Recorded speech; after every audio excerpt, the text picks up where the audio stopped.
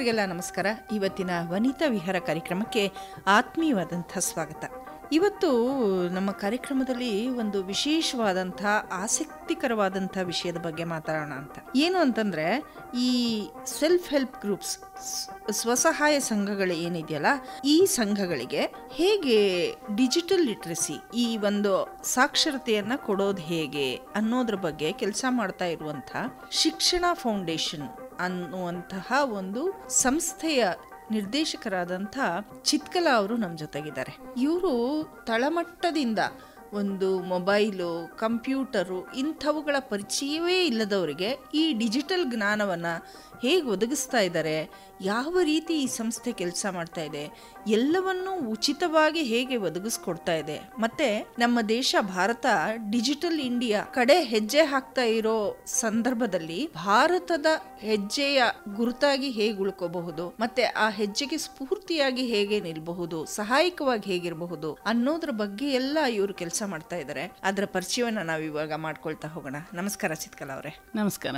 ಶಿಕ್ಷಣ ಸಂಸ್ಥೆ ಏನಿದೆಯಲ್ಲ, ಇದ್ರ ಬಗ್ಗೆ ಒಂದು ಚೂರು ಪರಿಚಯ ಮಾಡಿ. ಶಿಕ್ಷಣ ಫೌಂಡೇಶನ್ ಒಂದು 2 ದಶಕಗಳಿಗಿಂತನೂ ಹಳೆಯದಾದ ಸರ್ಕಾರೇತರ ಸಂಸ್ಥೆಯಾಗಿದ್ದು, ಶಿಕ್ಷಣ ಕ್ಷೇತ್ರದಲ್ಲಿ ಅಪಾರವಾದಂತಹ ಕೆಲಸವನ್ನ ಮಾಡಿದೆ. ಈಗ ಸುಮಾರು 7 ರಾಜ್ಯಗಳ ಜೊತೆ ಕೆಲಸ ಮಾಡ್ತಾ ಇದ್ದು, ಕರ್ನಾಟಕದಲ್ಲಿ ಇದರ ಹೆಡ್ ಆಫೀಸ್ ಇರೋದ್ರಿಂದ ಕರ್ನಾಟಕದಲ್ಲಿ ಮಹಿಳಾ ಮತ್ತು ಮಕ್ಕಳ ಅಭಿವೃದ್ಧಿ ಇಲಾಖೆ ಮತ್ತು ಸಾರ್ವಜನಿಕ ಶಿಕ್ಷಣ ಇಲಾಖೆ, RDPR, rural development and panchayat Raj, ಈ ಥರ ಹಲವಾರು ಸರ್ಕಾರದ ಸಂಸ್ಥೆಗಳ ಜೊತೆ ಕೈ ಜೋಡಿಸಿ ಸಮಾಜ ಸೇವೆಯನ್ನ ಮಾಡ್ತಾ ಬಂದಿದೆ. ಈಗ ನೀವು ಒಂದು ಮೂಲ ಶಿಕ್ಷಣವನ್ನ, ಅಂದ್ರೆ ಬೇಸಿಕ್ ಲೆವೆಲ್ ಇಂದ ಶಿಕ್ಷಣವನ್ನ ಒದಗಿಸ್ಕೊಡ್ತಾ ಇದ್ದೀರಾ. ಇದು ಅಂಡರ್ ಪ್ರಿವಿಲೇಜ್ ಚಿಲ್ಡ್ರನ್ಗ ಅಥವಾ ಗ್ರಾಮೀಣ ಭಾಗದ ಮಕ್ಕಳಿಗೆ? ಇದು ನಾವು ಸರ್ಕಾರದಿಂದ ನಡೆಸಲ್ಪಡುವಂತಹ ಎಲ್ಲ ಸಂಸ್ಥೆಗಳಲ್ಲಿ, ಅಂದ್ರೆ ಸರ್ಕಾರಿ ಶಾಲೆಗಳು, ಸರ್ಕಾರಿ ಅಂಗನವಾಡಿಗಳು ಮತ್ತು ಗ್ರಾಮ ಪಂಚಾಯತಿ ಮಟ್ಟದಲ್ಲಿ ನಾವು ಸೇವೆಗಳನ್ನ ಸಲ್ಲಿಸ್ತಾ ಇದ್ದೀವಿ. ಇದು ಸಾಮಾನ್ಯವಾಗಿ ನಾವು ಆದಷ್ಟು ಗ್ರಾಮೀಣ ಭಾಗವನ್ನೇ ಆಯ್ಕೆ ಮಾಡ್ಕೋತೀವಿ. ಯಾಕೆಂದ್ರೆ ಸಿಟಿನಲ್ಲಿ ಸೌಲಭ್ಯ ಹೆಚ್ಚಾಗೇ ಇರುತ್ತೆ. ಹಾಗಾಗಿ ಆದಷ್ಟು ಗ್ರಾಮೀಣ ಭಾಗವನ್ನೇ ಆಯ್ಕೆ ಮಾಡಿಕೊಂಡು ಅಲ್ಲಿ ಕೆಲಸವನ್ನು ಮಾಡ್ತೀವಿ. ಏನೇನ್ ಮಾಡ್ತೀವಿ? ಚಿಕ್ಕದಾಗಿ ಹೇಳಬೇಕು ಅಂತ ಹೇಳಿದ್ರೆ, ಅಂಗನವಾಡಿನಲ್ಲಿ ನಾವು ಶಿಶು ವಿಕಸನ ಅಂತ ಹೇಳಿ ಆ ಮಕ್ಕಳಿಗೆ ಲಭ್ಯವಾಗಲೇಬೇಕು ಅನ್ನುವಂತಹ ಒಂದು ಬೇಸಿಕ್ ಎಜುಕೇಶನ್ ಏನಿದೆ, ಅಲ್ಲಿ ನಮ್ಮ ಅಂಗನವಾಡಿ ಕಾರ್ಯಕರ್ತೆಯರು ಹಲವಾರು ಕಾರ್ಯಕ್ರಮಗಳಲ್ಲಿ ತೊಡಗಿಕೊಂಡಾಗ್ಲೂ ಸಹ ಆ ಮಕ್ಕಳಿಗೆ ಒಂದು ಶಿಕ್ಷಣ ಏನು ಸಿಗಬೇಕು, ಅರ್ಲಿ ಚೈಲ್ಡ್ಹುಡ್ ಎಜುಕೇಶನ್, ಅದನ್ನು ಒದಗಿಸುವಂತಹ ಒಂದು ಕಾರ್ಯಕ್ರಮವನ್ನು ನಾವು ಮಾಡ್ತಾ ಇದ್ದೀವಿ. ಅದರ ಜೊತೆ ಶಾಲೆ, ಈಗ ಅಂಗನವಾಡಿ ಕಾರ್ಯಕರ್ತೆಯರು ಬೇರೆ ಕೆಲಸಗಳಿಗೆ ಹೋದಾಗ ಕೂಡ ಆ ಅಂಗನವಾಡಿ ಶಾಲೆಯಲ್ಲಿರೋ ಮಕ್ಕಳು ಆ ಶಿಕ್ಷಣದಿಂದ ವಂಚಿತರಾಗಬಾರ್ದು. ಆ ಥರ ಒಂದು ಆಡಿಯೋ ಪ್ರೋಗ್ರಾಮ್ನ ನಾವು ಕೊಟ್ಟಿದ್ದೀವಿ ವಿತ್ ಲರ್ನಿಂಗ್ ಮೆಟೀರಿಯಲ್ಸ್. ಸೊ ಹೇಗೆ ಅಂದರೆ, ಈಗ ಅದು ಒಂದು ಶಿಶು ವಿಕಸನ ಆ್ಯಪ್ ಅಂತ, ಅದರಲ್ಲಿ ಪ್ರತಿದಿನ ಅವ್ರು ಏನು ಆಕ್ಟಿವಿಟೀಸ್ ಮಾಡಬೇಕು ಅದ್ರ ಪೂರ್ತಿ ಆಡಿಯೋ ರೆಕಾರ್ಡಿಂಗು, ಅಂದರೆ ಚೈಲ್ಡ್ ಫೇಸಿಂಗ್ ಆಡಿಯೋ. ಒಂದು ಚಪ್ಪಾಳೆ ತಟ್ಟೋದು, ಒಂದು ಸರ್ಕಲಲ್ಲಿ ನಿಂತ್ಕೊಳ್ಳೋದು, ಚಿಕ್ಕಬುಕ್ಕು ರೈಲ್ ಥರ ಓಡೋದ್ರಿಂದ ಹಿಡಿದು ಬೌದ್ಧಿಕ ಅಭಿವೃದ್ಧಿ, ಶಾರೀರಿಕ ಅಭಿವೃದ್ಧಿ, ಭಾಷಾ ಅಭಿವೃದ್ಧಿ ಪ್ರತಿಯೊಂದನ್ನು ಗಮನವಹಿಸಿ ಅದಕ್ಕೆ ಬೇಕಾದಂತಹ ಎಲ್ಲ ಕಾಂಪೊನೆಂಟ್ಸನ್ನು ಮಹಿಳಾ ಮತ್ತು ಮಕ್ಕಳ ಕಲ್ಯಾಣ ಇಲಾಖೆಯ ಏನು ಅವ್ರದ್ದು ಸಿಲೆಬಸ್ ಇದೆ ಅದರ ಪ್ರಕಾರವಾಗಿ ನಾವು ಆಡಿಯೋ ಪ್ರೋಗ್ರಾಮ್ನ ಮಾಡಿಕೊಟ್ಟಿದ್ದೀವಿ. ಆದರೆ ನಾವು ಅದರಲ್ಲಿ ಏನು ಅಂದರೆ ಟಿವಿನಲ್ಲಿ ನೋಡಬಹುದಾದಂತಹ ವಿಡಿಯೋಗಳನ್ನ ಕೊಟ್ಟಿಲ್ಲ. ಯಾಕೆಂದರೆ ಮಕ್ಕಳು ಅದರಿಂದ ದೂರ ಉಳಿಬೇಕು ಆ ಮಾಧ್ಯಮದಿಂದ. ಅವರು ಸ್ಕ್ರೀನ್ಗೆ ತೊಡಗಿಸ್ಕೊಳ್ಬಾರ್ದು. ಅವರು ಮೋಟಾರ್ ಸ್ಕಿಲ್ಸ್ನ ಡೆವಲಪ್ ಮಾಡ್ಕೋಬೇಕು ಆ ವಯಸ್ಸಿನಲ್ಲಿ. ಅದಕ್ಕೆ ತಕ್ಕಂತಹ ಕಾರ್ಯಕ್ರಮನ ಮಾಡಿಕೊಟ್ಟಿದ್ದೀವಿ. ಅಂದರೆ ಇದು ನರ್ಸರಿ, ಇದೆಲ್ಲ ಅಂಗನವಾಡಿಗಳಲ್ಲಿ ನಡೆಸುವಂಥದ್ದು. ಇದ್ರ ನೆಕ್ಸ್ಟ್ ಲೆವೆಲ್ ಅಂತಂದಾಗ ಪ್ರೈಮರಿ, ಮಿಡ್ಲು ಇವೆಲ್ಲ ಬರುತ್ತೆ. ಅಲ್ಲಿ ಶಾಲಾ ಮಟ್ಟದಲ್ಲಿ ಅತ್ಯಂತ ಪ್ರಮುಖವಾದಂತಹ ಒಂದು ಈ ದಿನದ ಅವಶ್ಯಕತೆ ಏನಿದೆ ಅಂತ ಹೇಳಿದರೆ, ನಾವು ಇಂತಹ ಡಿಜಿಟಲ್ ಯುಗದಲ್ಲೂ ಕೂಡ ಬುನಾದಿ ಹಂತದ ಸಂಖ್ಯಾ ಸಾಮರ್ಥ್ಯ, ಭಾಷಾ ಸಾಮರ್ಥ್ಯದಲ್ಲಿ ಇನ್ನೂ ಸಾಧಿಸಬೇಕಾದದ್ದಿದೆ. ಇದು ಎಲ್ಲ ಸರ್ವೆಗಳಲ್ಲೂ ಕಂಡು ಬಂದಿದೆ. ಹಾಗಾಗಿ ದೇಶಾದ್ಯಂತ ನಿಪುಣ್ ಭಾರತ್ ಅಂತ ಒಂದು ಅಭಿಯಾನವನ್ನೇ ಕೇಂದ್ರ ಸರ್ಕಾರದಿಂದ ನಡೆಸ್ತಾ ಇದ್ದಾರೆ.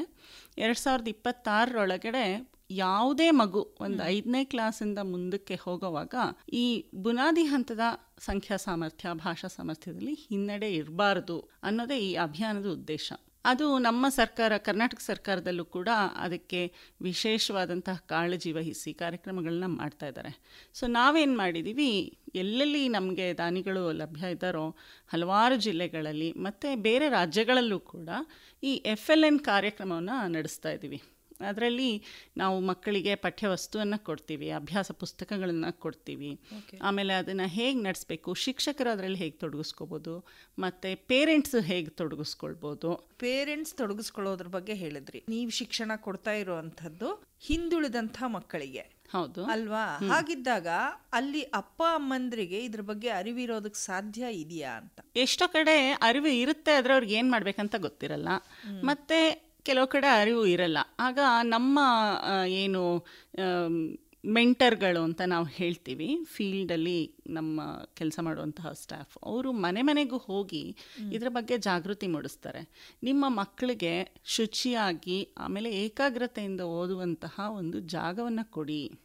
ಪ್ರತಿದಿನ ಒಂದು ಪುಟ ನೋಡಿ, ಈ ಥರ ಪುಸ್ತಕಗಳನ್ನ ನಾವು ಕೊಟ್ಟಿದ್ದೀವಿ, ಒಂದು ಪುಟ ಅಭ್ಯಾಸ ಮಾಡೋದಕ್ಕೆ ಎನ್ಕರೇಜ್ ಮಾಡಿ. ನಿಮಗೆ ಅರ್ಥ ಆಗದೆ ಇದ್ರೂ ಕೂಡ ಏನು ಓದಿದಾನಂತ ಕೇಳಿ ಮಗು ಹತ್ರ. ಒಂದು 3-4 ದಿನಕ್ಕೆ ಒಂದ್ಸಲ ಏನು ಓದಿದ್ದಾನೆ, ಏನು ಬರೆದಿದ್ದಾನೆ ನೋಡಿಬಿಟ್ಟು ಸಿಗ್ನೇಚರ್ ಹಾಕಿ, ಈ ಥರ ಹೇಳಿ. ಯಾಕೆಂದರೆ ಪೇರೆಂಟ್ಸು ತಾವು ತೊಡಗಿಸ್ಕೊಂಡಾಗ್ಲೇ ಅದು ಮಕ್ಳಿಗೂ ಓದಬೇಕು ಅನ್ನೋಂಥ ಒಂದು ಸೀರಿಯಸ್ನೆಸ್ ಬರೋದು. ಕೇವಲ ಶಿಕ್ಷಕರು ಎಷ್ಟು ಪ್ರಯತ್ನ ಪಟ್ಟರೂ ಅದು ಸಾಕಾಗೋದಿಲ್ಲ. ಹಾಗಾಗಿ ನಮ್ಮ ಯಾವುದೇ ಕಾರ್ಯಕ್ರಮದಲ್ಲಿ ನಮ್ಮ ಪ್ರಯತ್ನ, ನಮ್ಮ ಶಿಕ್ಷಣ ಫೌಂಡೇಶನ್ನ ಪ್ರಯತ್ನ ಏನಿದೆ ಅಂತ ಹೇಳಿದರೆ, ಇಲ್ಲಿ ಮಕ್ಕಳು, ಶಿಕ್ಷಕರು, ಪೋಷಕರು ಮತ್ತು ಸಮುದಾಯ ಎಲ್ಲರೂ ಕೈ ಜೋಡಿಸ್ಬೇಕು. ಮುಖ್ಯವಾಗಿ ಸರ್ಕಾರಿ ಅಧಿಕಾರಿಗಳೇನಿದ್ದಾರೆ ಅವರು ಇದನ್ನು ಬ್ಲೆಸ್ ಮಾಡಬೇಕು. ಅಂದರೆ ಪರ್ಸನಲ್ ಟಚ್ ಇರಬೇಕು. ಹೌದು, ಏಕೆಂದರೆ ಒಂದು ಮಗು ಅಥವಾ ಒಬ್ಬ ವ್ಯಕ್ತಿ ವಿಕಸನ ಹೊಂದೋದಕ್ಕೆ ಇವರ 5 ಜನರ ಕೊಡುಗೆ ಇದೆ ಅನ್ನೋದಕ್ಕೆ ನಾವು ಪ್ರತಿ ಕಾರ್ಯಕ್ರಮವನ್ನು ಆ ಆಯಾಮದಿಂದನೇ ಡೆವಲಪ್ ಮಾಡಿದ್ದೀವಿ. ಈಗ ನಾವು ಮುಂದಕ್ಕೆ ಹೋಗೋದಾದ್ರೆ, ಈಗ ನನಗೆ ಆಗಲೇ ಒಂದು ಅನುಮಾನ ಬಂತು. ಏನಂದ್ರೆ, ಮನೆಯಲ್ಲಿರುವಂಥ ಪೋಷಕರಿಗೆ ಇದ್ರ ಬಗ್ಗೆ ಅರಿವಿರೋದಿಲ್ಲ ಅಂತ. ಅದರಲ್ಲೂ ಹೆಚ್ಚಾಗಿ ಮನೆಯಲ್ಲಿರೋದು ಹೆಣ್ಮಕ್ಳು, ಕೂಲಿ ಕೆಲ್ಸಕ್ಕೆ ಹೋಗುವಂಥ ಹೆಣ್ಮಕ್ಳು ಇರಬಹುದು, ಅಥವಾ ಈ ಗಾರ್ಮೆಂಟ್ಸು ಅಂದ್ರೆ ಅನ್ಆರ್ಗನೈಸ್ ಸೆಕ್ಟರ್ ಅಲ್ಲಿ ಕೆಲಸ ಮಾಡುವಂಥವ್ರು ಇರಬಹುದು, ಗ್ರಾಮೀಣ ಪ್ರದೇಶದಲ್ಲಿ ಕೆಲಸ ಮಾಡುವಂಥ ಸಾಕಷ್ಟು ಮಹಿಳೆಯರಿಗೆ ಒಂದು ಬೇಸಿಕ್ ಮೊಬೈಲ್ ಹ್ಯಾಂಡ್ಸೆಟ್ ಇಟ್ಕೊಂಡಿರಬಹುದು ಅವರು. ಅಷ್ಟು ಬಿಟ್ರೆ ಅದಕ್ಕೆ ಮುಂದಿನ ಲೆವೆಲ್ ಆದಂಥ ಈ ಆಂಡ್ರಾಯ್ಡ್ ಬಳಸೋ ಅಂಥದ್ದು ಅವ್ರಿಗೆ ಗೊತ್ತೇ ಇರಲ್ಲ. ಅಲ್ಲಿ ನೀವು ಡಿಜಿಟಲ್ ವೆಲ್ಬೀಯಿಂಗ್ ಹೇಗೆ ಕಲ್ಸಕ್ಕೆ ಸಾಧ್ಯ ಅಂತ? ಈಗ ಏನಾಗಿದೆ ಅಂತ ಹೇಳಿದ್ರೆ, ಪ್ರತಿ ಮನೆಯಲ್ಲೂ ಮೊಬೈಲ್ ಫೋನ್ ಅಂತೂ ಇದೆ. ಆದರೆ ನಾವು ಎಷ್ಟೋ ಕಡೆ ನೋಡ್ತೀವಿ ಅದನ್ನ ಹೆಂಗಸರಿಗೆ ಉಪಯೋಗಿಸಕ್ಕೆ ಬಿಡಲ್ಲ. ಕರೆಕ್ಟ್. ಮನೆಗಳಲ್ಲಿ ಗಂಡಸರು ಅದರಲ್ಲಿ ಬೇಕಾದ್ರೆ ಕಾಲ ಕಳೀತಾರೆ, ಆದರೆ ಹೆಂಗಸರಿಗೆ ಬೇಡ ಬೇಡ ನೀನ್ ಏನಾದ್ರೂ ಮಾಡ್ಬಿಡ್ತೀಯಾ. ಇದ್ರ ಬಗ್ಗೆ ಒಂದು ಸರ್ವೆ ಕೂಡ ಓದ್ತಾ ಇದ್ದೆ. ಗಂಡಸರ ಹತ್ರ ಜಾಸ್ತಿ ಮೊಬೈಲ್ ಇರತ್ತಂತೆ, ಆದ್ರೆ ಅದನ್ನ ಬೇಕಾದ ಹಾಗೆ ಬಳಸ್ಕೊಳ್ಳೋದು ಹೆಣ್ಮಕ್ಳು. ಅಂದ್ರೆ ಎಫೆಕ್ಟಿವ್ ಆಗಿ ಎಜುಕೇಶನ್ ಪರ್ಪಸ್ ಬಳಸೋದು ಹೆಣ್ಮಕ್ಳು, ಅದು ಎರವಲಾಗಿ ಪಡೆದು ಬಳಸ್ತಾರೆ ಅಂತ. ಹೌದು ಹೌದು, ಇದು ಸತ್ಯದ ಮಾತು. ನಾವು ಕೂಡ ಈ ಹೆಣ್ಮಕ್ಳಿಗೆ ಡಿಜಿಟಲ್ ಸಾಕ್ಷರತೆ ಕಾರ್ಯಕ್ರಮವನ್ನ RDPR ಜೊತೆ ಒಂದು 2 ವರ್ಷದಿಂದ ಮಾಡ್ತಾ ಇದ್ದೀವಿ.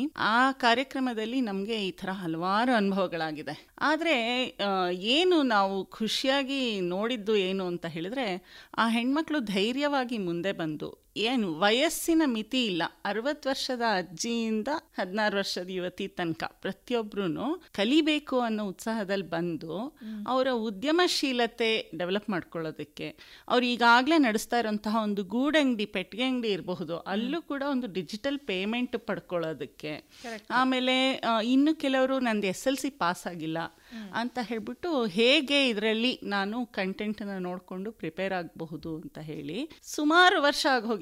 ಆದಮೇಲೆ ಮತ್ತೆ ಈ ಡಿಜಿಟಲ್ ಜ್ಞಾನದಿಂದ ಅವರು ಪ್ರಾಕ್ಟೀಸ್ ಮಾಡಿಕೊಂಡು SLC ಪಾಸ್ ಮಾಡಿರೋಂಥದ್ದು, ಹೀಗಿದ್ದೆಲ್ಲ ಬೇಕಾದಷ್ಟು ಸಕ್ಸಸ್ ಸ್ಟೋರೀಸ್ನ ನಾವು ನೋಡ್ತಾ ಇದ್ದೀವಿ ಇವಾಗ. ಯಾಕೆಂದರೆ ಸುಮಾರು 6 ಲಕ್ಷ ಮಹಿಳೆಯರಿಗೆ ಡಿಜಿಟಲ್ ಸಾಕ್ಷರತೆಯನ್ನು ಹೋದ ವರ್ಷದಲ್ಲಿ ನಾವು ಕೊಡೋದಕ್ಕೆ ಸಾಧ್ಯ. ಅಂದ್ರೆ ಏನೇನೆಲ್ಲ ತಿಳಿಸ್ಕೊಡ್ತೀರಾ ಅವ್ರಿಗೆ ಈ ಡಿಜಿಟಲ್ ಸಾಕ್ಷರತೆ? ಈ ಡಿಜಿಟಲ್ ಸಾಕ್ಷರತಾ ತರಬೇತಿ ಅಂತ ಏನಿದೆ ಕಾರ್ಯಕ್ರಮ, ಅದರಲ್ಲಿ ನಾವು ಸಮುದಾಯದ ಸದಸ್ಯರು ಸಂವಹನ ಮಾಡೋದು ಹೇಗೆ ಡಿಜಿಟಲ್ ಮಾಧ್ಯಮದ ಮೂಲಕ, ಮತ್ತೆ ಮಾಹಿತಿಯನ್ನ ಬಳಕೆ ಮಾಡ್ಕೊಳ್ಳೋದು ಹೇಗೆ, ಮತ್ತು ವ್ಯವಹಾರ ನಡೆಸೋದಕ್ಕೆ ಹಾಗೂ ಸರಳ ಡಿಜಿಟಲ್ ವಹಿವಾಟುಗಳಿಗೆ ಸ್ಮಾರ್ಟ್ ಫೋನ್ಗಳಂತಹ ಡಿಜಿಟಲ್ ಸಾಧನಗಳನ್ನ ಹೇಗೆ ಬಳಸ್ಕೊಳ್ಬೇಕು, ಈ ತರ ಕೌಶಲ್ಯಗಳನ್ನ ಹೇಳ್ಕೊಡ್ತಾ ಇದ್ದೀವಿ. ಓಕೆ. ಅದರಲ್ಲಿ ಏನೇನು ಮಾಡ್ಯೂಲ್ಗಳಿರುತ್ತೆ ಅಂತ ಹೇಳಿದ್ರೆ, ಮೊದಲನೇದಾಗಿ ಅವ್ರ ಹತ್ರ ಸಾಮಾನ್ಯವಾಗಿ ಕೀಪ್ಯಾಡ್ ಫೋನ್ ಇದ್ದೇ ಇರುತ್ತೆ. ಕೀಪ್ಯಾಡ್ ಫೋನ್ಗೂ ಸ್ಮಾರ್ಟ್ ಫೋನ್ಗೂ ಏನು ವ್ಯತ್ಯಾಸ ಇದೆ ಅಲ್ಲಿಂದ ಅದು ಪ್ರಾರಂಭ ಆಗಿ ತುಂಬ ಬೇಸಿಕ್ಸು, ಅಂದರೆ ಒಂದು ಹೋಮ್ ಸ್ಕ್ರೀನು ಅದನ್ನು ಹೇಗೆ ಸೆಟ್ ಮಾಡ್ಕೊಳ್ಳೋದು, ನ್ಯಾವಿಗೇಷನ್ ಮಾಡೋದು ಹೇಗೆ, ಅದರಲ್ಲಿ ಫೋನ್ ಕಾಲ್ ರಿಸೀವ್ ಮಾಡೋದು ಹೇಗೆ, ಕಾಲ್ ಮಾಡೋದು ಹೇಗೆ, ಮತ್ತು ಕಾಂಟ್ಯಾಕ್ಟ್ಗಳನ್ನು ಇಂಗ್ಲೀಷ್ನಲ್ಲಾಗಲಿ ಕನ್ನಡದಲ್ಲಾಗಲಿ ಸೇವ್ ಮಾಡ್ಕೊಳ್ಳೋದು ಹೇಗೆ, SMS ಅಂದರೆ ಏನು, ಆ SMS ಪ್ರಾಮುಖ್ಯತೆ ಏನು. ಎಷ್ಟೋ ಜನ ಬ್ಯಾಂಕಿಂದ ಇನ್ನೊಂದರಿಂದ SMS ಮೂಲಕನೇ ಆ್ಯಕ್ಚುಲಿ ಮೆಸೇಜಸ್ ಬಂದಿರುತ್ತೆ. ಅವರಿಗೆ ಆ SMS ವಾಟ್ಸಪ್ಗೂ ಒಂದು ವ್ಯತ್ಯಾಸ ಗೊತ್ತಿರಬೇಕು. ಯಾಕೆಂದರೆ ವಾಟ್ಸಪ್ಪಲ್ಲಿ ಬರೋದು ಪ್ರತಿಯೊಂದೂ ಅಥೆಂಟಿಕ್ ಇಲ್ದಲೇ ಇರಬಹುದು, ಆದರೆ SMS ಅಲ್ಲಿ ಒಂದು ಬ್ಯಾಂಕಿಂದ ಬಂದಿದೆ ಅಂತ ಹೇಳಿದಾಗ ಅದನ್ನು ಇವರು ಮಿಸ್ ಮಾಡ್ಕೊಳ್ಬಾರ್ದು. ಈ ಒಂದು ತಿಳುವಳಿಕೆ, ಮತ್ತು ಕ್ಯಾಮ್ರಾ ಬಳಸೋದು ಹೇಗೆ, ಸ್ಕ್ರೀನ್ ಲಾಕ್ಗಳನ್ನು ಬಳಸೋದು ಹೇಗೆ, ಅದರ ಪ್ರಾಮುಖ್ಯತೆ ಏನು, ಮತ್ತು ಭಾಷಾ ಸೆಟ್ಟಿಂಗು. ಎಷ್ಟೋ ಜನಕ್ಕೆ ಇಂಗ್ಲೀಷ್ನಲ್ಲಿ ಇದ್ದರೆ ಅದು ಅರ್ಥ ಆಗೋದಿಲ್ಲ. ಹೇಗೆ ಅದನ್ನು ಕನ್ನಡಕ್ಕೆ ಸೆಟ್ಟಿಂಗ್ಗಳು ಮಾಡಿಕೊಂಡು ಅದರಲ್ಲಿ ಬಳಸ್ಕೊಳ್ಬೋದು, ಅದಕ್ಕೆ ವಾಯ್ಸನ್ನ ಹೇಗೆ ಬಳಸ್ಕೊಳ್ಬೋದು, ಕಾಂಟ್ಯಾಕ್ಟ್ ಸರ್ಚ್ ಮಾಡೋದಕ್ಕೆ, ಸೇವ್ ಮಾಡೋದಕ್ಕೆ, ಯಾವುದಕ್ಕಾದ್ರೂ ಕೂಡ ವಾಯ್ಸ್ನ ಹೇಗೆ ಬಳಸ್ಕೊಳ್ಬೋದು, ಈ ಥರದ್ದನ್ನೆಲ್ಲ. ಅದ್ರ ಜೊತೆಗೆ ಅತ್ಯಂತ ಪ್ರಮುಖವಾಗಿ ಡಿಜಿಟಲ್ ಸುರಕ್ಷತೆ. ಅವರು ಒಂದು ಸ್ಮಾರ್ಟ್ ಫೋನ್ ಇಟ್ಕೊಂಡಿದ್ದಾರೆ ಅಂತ ಹೇಳಿದ್ರೆ ಅದನ್ನು ಸುರಕ್ಷಿತವಾಗಿ ಹೇಗೆ ಬಳಸ್ಕೊಳ್ಳೋದು, ಅವರ ಪರ್ಸನಲ್ ಡೇಟಾನ ಹೇಗೆ ಸುರಕ್ಷಿತವಾಗಿ ಇಟ್ಕೊಳ್ಳೋದು. ನನ್ನ ಕ್ವಶನ್ ಅದೇ ಬರ್ತಾ ಇತ್ತು. ಇಷ್ಟೆಲ್ಲ ಹೇಳ್ಕೊಟ್ಬಿಟ್ಮೇಲೆ ಅವ್ರು ಅದರಲ್ಲಿ ಒಂದು ತಪ್ಪು ಮಾಡ್ಬಿಟ್ರೆ, ಯಾವುದೋ ರಾಂಗ್ ಲಿಂಕ್ ಒತ್ಬಿಟ್ರೆ ಪಾಪ ಎಲ್ಲ ಕಳ್ಕೊಂಡ್ಬಿಡ್ತಾರಲ್ಲ. ಸೊ ಅದ್ರದ್ದೆಲ್ಲ ತುಂಬ ಡೀಟೇಲ್ ಆಗಿ ಅವ್ರಿಗೆ ಹೇಳ್ಕೊಡ್ತೀವಿ. ಇನ್ನು ಮುಂದುವರೆದು ಅವ್ರಿಗೆ ಎಷ್ಟೊಂದು ಐಕಾನ್ಗಳಿರುತ್ತೆ, ಅದ್ರ ಪರಿಚಯ ಆಗಬೇಕು.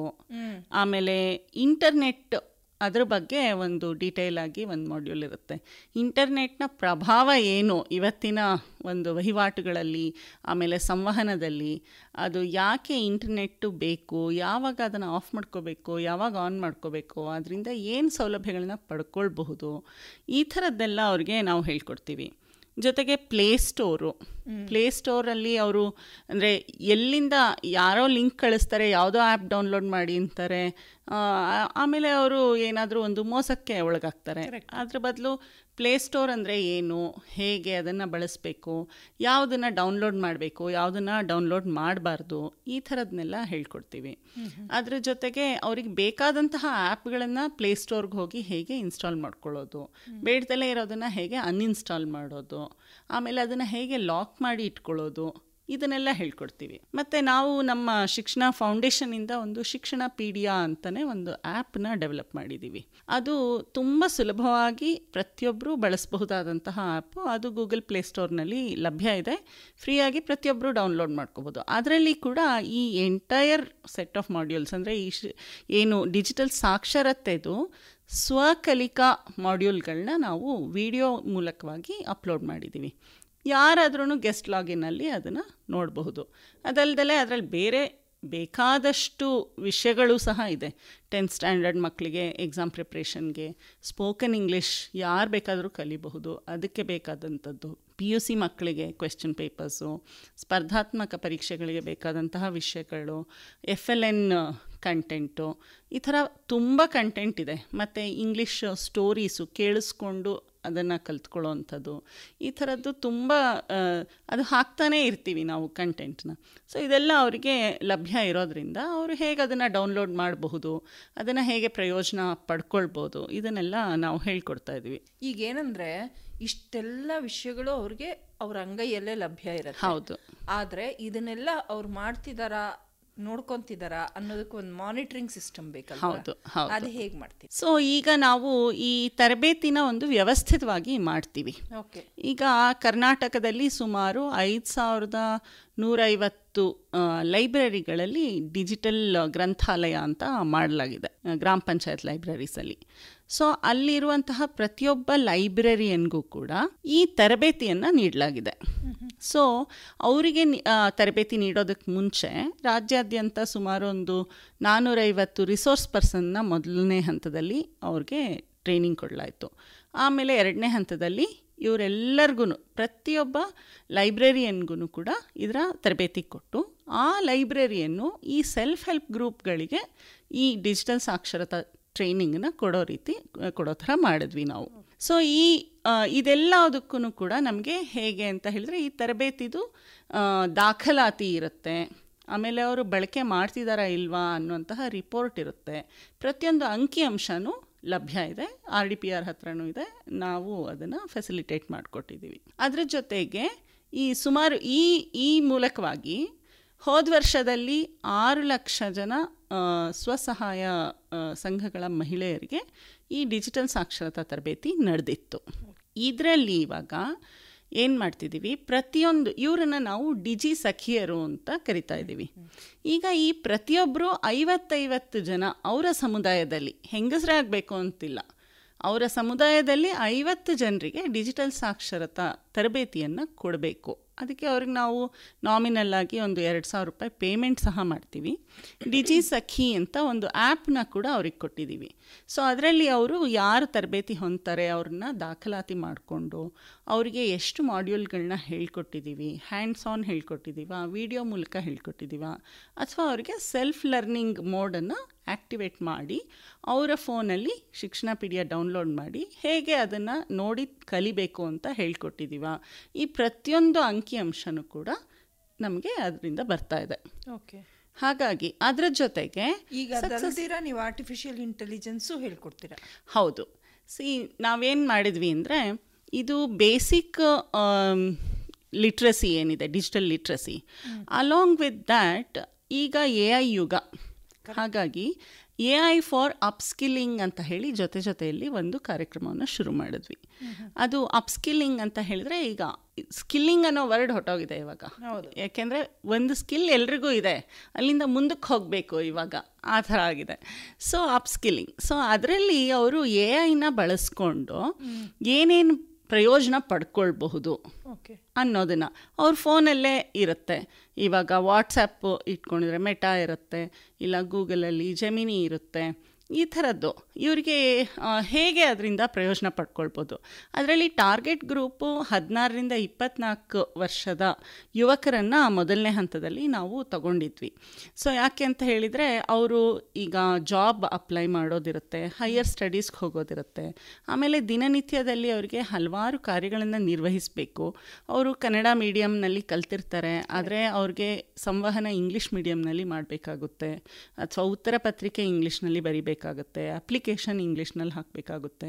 ಆಮೇಲೆ ಎಷ್ಟೋ ಇನ್ಫಾರ್ಮೇಷನ್ ಕನ್ಸಾಲಿಡೇಟ್ ಮಾಡಿ ಸಮ್ಮರೈಸ್ ಮಾಡಿ ತಿಳ್ಕೊಳ್ಳೋದಕ್ಕೆ ಅವ್ರಿಗೆ ಗೊತ್ತಿರೋದಿಲ್ಲ, ಸಿಂಪ್ಲಿಫೈ ಮಾಡಿ ತಿಳ್ಕೊಳ್ಳೋದಿರುತ್ತೆ. ಇದಕ್ಕೆಲ್ಲ ಹೇಗೆ ಬಳಸಬಹುದು AI-ನ, ಆಮೇಲೆ AI-ನ ಅವ್ರಿಗೆ ಒಂದು ಕಲಿಕೆಗೆ ಜೊತೆಗಾರನನ್ನಾಗಿ ಹೇಗೆ ಬಳಸ್ಕೊಳ್ಬೇಕು, ಈ ಥರದನ್ನೆಲ್ಲ ನಾವು ಅವ್ರಿಗೆ ಹೇಳ್ಕೊಡ್ತಾ ಬಂದಿದ್ದೀವಿ. ಇದರಲ್ಲಿ ಸುಮಾರು 55%ಗಿಂತನೂ ಹೆಚ್ಚು ಮಹಿಳೆಯರೇ ಕಲ್ತಿದ್ದಾರೆ. ಅದು ತುಂಬ ವಿಶೇಷವಾದ ಸಂಗತಿ. ಸೊ ಈಗ ಈ ಡಿಜಿ ಸಖಿಯರು ಏನಿದ್ದಾರೆ ಅವ್ರಿಗೆ ಬೇಸಿಕ್ ಡಿಜಿಟಲ್ ಲಿಟ್ರಸಿ ಜೊತೆ ಅದರ ಜೊತೆಗೆ AI-ನ ಹೇಗೆ ಬಳಸ್ಕೊಳ್ಬೇಕು ಅನ್ನೋದನ್ನು ಸಹ ನಾವು ಹೇಳ್ಕೊಡ್ತಾ ಇದ್ದೀವಿ. ಈಗ ಡಿಜಿ ಸಖಿಯರು ಅಂತ ಹೇಳಿದ್ರೆ ಈ ಡಿಜಿ ಸಖಿಯರು ಯಾರು ಬೇಕಿದ್ರೂ ಆಗ್ಬೋದಾ?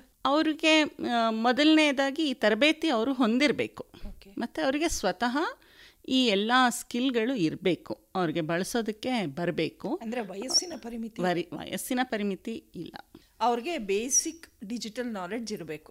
ಹೌದು. ಜೊತೆಗೆ ನೀವು ಕೊಡುವಂಥ ಈ ಒಂದು ತರಬೇತಿಯಲ್ಲಿ ಅವರು ತರಬೇತಿಯನ್ನು ಪಡೆದಿರಬೇಕು. ಹೌದು. ನೀವೇ ಅವರನ್ನ ಡಿಜಿ ಸಖಿಯರು ಅಂತ ನಾಮಿನೇಟ್ ಮಾಡ್ತೀರಾ? ಹೌದು ಹೌದು. ಅದಾದ್ಮೇಲೆ ಅವರು ಬೇರೆಯವ್ರಿಗೆ ತಾವು ಪಡೆದಂತಹ ಜ್ಞಾನವನ್ನ ಇಂಪಾರ್ಟ್ ಮಾಡ್ತಾ ಹೋಗ್ತಾರೆ.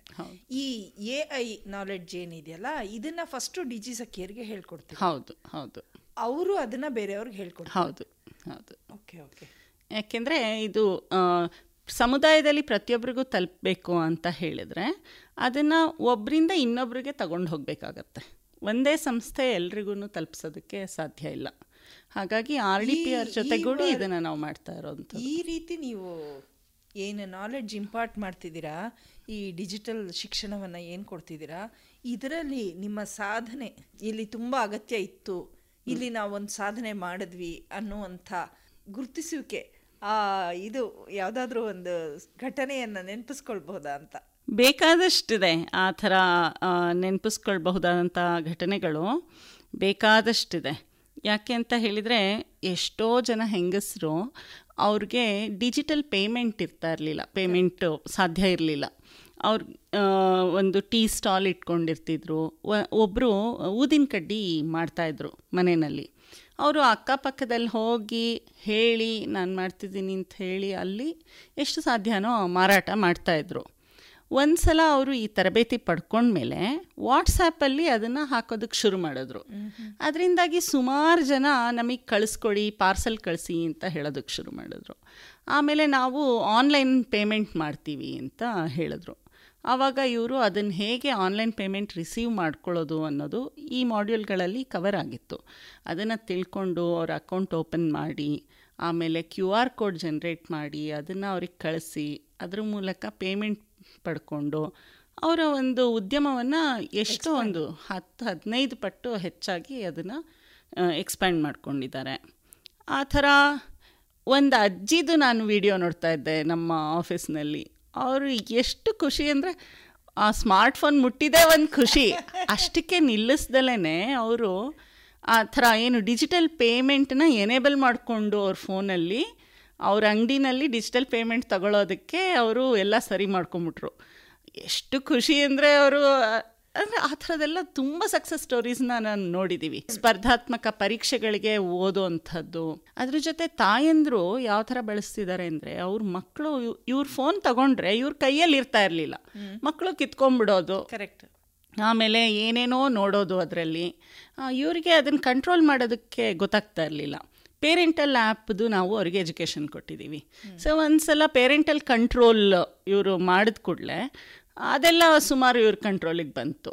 ಸೊ ಆಮೇಲೆ ಎಲ್ಲದಕ್ಕಿಂತ ಹೆಚ್ಚಾಗಿ ನಾವು ಹೆಣ್ಮಕ್ಳು ಇದನ್ನು ಬಳಸೋದನ್ನು ಕಲ್ತಿದ್ದನ್ನು ನೋಡುವಾಗ ಅವರಲ್ಲಿ ಅತಿ ಹೆಚ್ಚು ಆತ್ಮವಿಶ್ವಾಸವನ್ನು ನೋಡ್ತಾ ಇದ್ವಿ. ನಾವು ಯಾರಿಗೂ ಏನು ಕಮ್ಮಿ ಇಲ್ಲ, ಎಲ್ಲೋ ಒಂದು ಕಡೆ ನಾವು ಹಿಂದುಳಿದಿದ್ದೀವಿ ಅನ್ನೋ ಭಾವನೆ ಅವರಲ್ಲಿತ್ತಲ್ಲ, ಅದು ಹೋಗಿ ಏನೇ ವ್ಯವಹಾರ ಇದ್ದರೂ ಆಯಿತು ಟಕ್ ಟಕ್ ಅಂತ ಒಂದು ವಿಡಿಯೋ ಶೇರ್ ಮಾಡೋದು, ಫೋಟೋ ಶೇರ್ ಮಾಡೋದು, ಅವ್ರ ಪ್ರಾಡಕ್ಟ್ದು ಫೋಟೋ ಹಂಚ್ಕೊಳ್ಳೋದು, ಆಮೇಲೆ ಸಂವಹನ ಮಾಡೋದು, ಬಿಸ್ನೆಸ್ ಮಾಡೋದು, ಅದೆಲ್ಲ ತುಂಬ ಚುರುಕಾಗಿ ಮಾಡ್ತಾ ಇದ್ದಾರೆ. ಅಂದರೆ ನಾವು ಇವಾಗ ನೋಡ್ತೀವಿ ಸಾಕಷ್ಟು ಜನ ಈ ವಿದೇಶಿ ಇವ್ರುಗಳು ಬಂದಾಗ ಅವರೆಲ್ಲ ನಮ್ಮ ಭಾರತ ದೇಶವನ್ನು ನೋಡಿ ಸುತ್ತಮುತ್ತ ಓಡಾಡುವಾಗ ಇಷ್ಟು ಸುಲಭವಾಗಿ ಪೇಮೆಂಟ್ಗಳು ಮಾಡಬಹುದು ಅಂದರೆ ಒಂದು ಬೀದಿ ಬದಿ ವ್ಯಾಪಾರಿಯಿಂದ ಹಿಡಿದು ದೊಡ್ಡ ಮಳಿಗೆವರೆಗೂ ಎಲ್ಲ ಕಡೆಯೂ ಡಿಜಿಟಲ್ ಪೇಮೆಂಟ್ ಇದೆ ಅಂತಂದಾಗ ಅವ್ರಿಗೆ ಆಶ್ಚರ್ಯ ಅನಿಸುತ್ತೆ. ಹೌದು, ಈ ಬೀದಿ ಬದಿ ವ್ಯಾಪಾರಿಗಳು ಇದನ್ನು ಹೇಗೆ ಕಲ್ತರು ಅಂತ. ಎಷ್ಟರ ಮಟ್ಟಿಗೆ ಎಷ್ಟು ಜನಗಳ ಇನ್ವಾಲ್ವ್ಮೆಂಟ್ ಇರುತ್ತೆ ಇದನ್ನ ಕಲ್ಸ್ಕೊಡೋದಕ್ಕೆ ಅಲ್ವಾ. ಅದರಲ್ಲಿ ನಿಮ್ಮ ಒಂದು ಕೊಡುಗೆ ಇದೆ ಅನ್ನೋದು ನಿಜವಾಗ್ಲೂ ಸಂತೋಷದ ವಿಷಯ. ನಮಗೂ ಅದು ತುಂಬ ತೃಪ್ತಿದಾಯಕವಾಗಿದೆ. ಒಳ್ಳೆಯದು ಚಿತ್ಕಲಾ ಅವರೇ, ಇವತ್ತಿನ ನಮ್ಮ ಕಾರ್ಯಕ್ರಮದಲ್ಲಿ ಭಾಗವಹಿಸಿ ಹೇಗೆ ನಿಮ್ಮ ಈ ಒಂದು ಶಿಕ್ಷಣ ಸಂಸ್ಥೆ ತಳಮಟ್ಟದಿಂದ ಹಿಡಿದು ಗ್ರಾಮೀಣ ಭಾಗದಿಂದ ಹಿಡಿದು ಎಲ್ಲ ರೀತಿಯ ಮಹಿಳೆಯರಿಗೂ ಈ ಒಂದು ಡಿಜಿಟಲ್ ಶಿಕ್ಷಣವನ್ನು ಕೊಡ್ತಾ ಇದೆ, ಅದ್ರ ಜೊತೆಗೆ AI ಬಗ್ಗೆ ಹೇಗೆ ಒಂದು ಪರಿಚಯವನ್ನು ಮಾಡಿಕೊಡ್ತಾ ಇದೆ, ಬರುವ ದಿನಗಳಲ್ಲಿ ಅವರು ಏನೇನೆಲ್ಲ ಸಾಧಿಸೋದಕ್ಕೆ ಬೇಕಾದಂಥ ಮಾರ್ಗವನ್ನು ಮಾಡಿಕೊಡ್ತಾ ಇದೆ ಅನ್ನೋದನ್ನು ತಿಳಿಸ್ಕೊಟ್ರಿ. ಅದಕ್ಕಾಗಿ ನಿಮಗೆ ತುಂಬ ಧನ್ಯವಾದಗಳು. ನಮಸ್ಕಾರ. ನಮಸ್ಕಾರ.